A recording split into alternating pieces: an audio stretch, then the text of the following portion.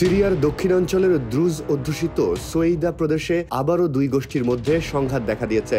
এতে নিহত হয়েছেন 4 ব্যক্তি।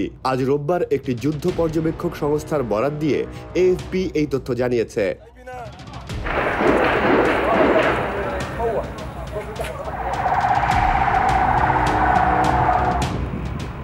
জুলাইতে সুন্নি বেদুইনদের সঙ্গে সহিংসতায় জড়ায় স্থানীয় দ্রুজ যোদ্ধারা। পরবর্তীতে সুন্নিদের সহায়তায় এগিয়ে আসে সরকারি বাহিনী এবং স্থানীয় সশস্ত্র গোত্র।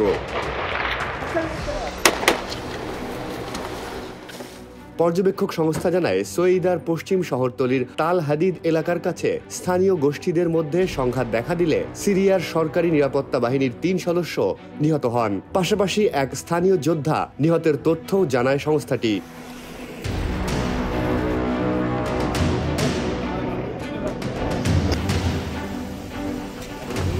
সিরিয়ান ওয়ার মনিটর জানিয়েছে, সেখানে সরকারি বাহিনীর নিয়ন্ত্রণে থাকা এলাকা থেকে কামানের গোলা ও অন্যান্য ভারী অস্ত্র ব্যবহার করে হামলা চালানো হয়। এ সময় সোয়েইদা শহরের বিভিন্ন অংশে বিস্ফোরণ ও গোলাগুলির শব্দ শোনা যায়। এর আগে 1 সপ্তাহব্যাপী সহিংসতায় 1400 ব্যক্তি নিহত হন। এরপর আনুষ্ঠানিক যুদ্ধবিরতি চালুর পরও এই অঞ্চলের পরিস্থিতি অস্থিতিশীল ছিল বলে জানিয়েছে Syrian observatory for human rights নামের নিরীক্ষক সংস্থা। কিন্তু আজ রোববার আবারও সহিংসতা ছড়িয়ে পড়েছে।